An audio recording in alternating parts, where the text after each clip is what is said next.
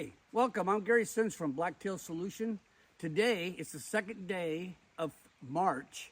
The middle of February, our bucks started losing their horns out here, the blacktail.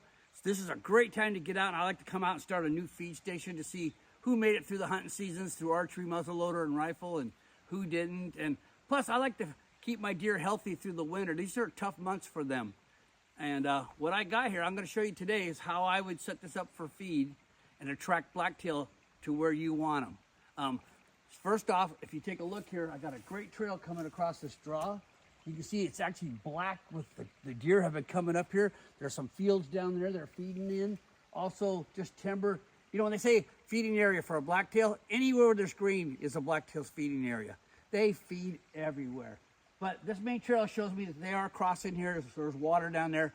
I'm gonna set a feeds today right here, and I'm gonna show you how I'm gonna do that with our special blend of Blacktail Solution. First thing I'm gonna do, I'm gonna come in here. I'm gonna pull out a bag I like to use. I've never been able to get it, but with our feed, I can get these blacktail to eat whole corn. And I'll show you how I do it. I like to find a tree that has a little bit of dryness underneath. Here's a nice alder here. There's a big cedar over there, but it's got a lot of branches. I don't have my saw with me today, so I want to be able to set a camera up over here. So I'm gonna put this feed right here underneath this dry spot of this alder. And I like to put a little corn out. Now, what I'm gonna do, after the corn, I'm gonna pull out some of my Blacktail Solution. And I'll show you how to use this. What we're gonna do, I'm gonna open this up. Got a nice little Ziploc here. I've already had this open and been using it. I'm gonna take a little bit here and I'm gonna sprinkle this.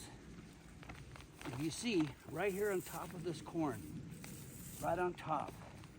I might even take a little bit and sprinkle it up on this tree.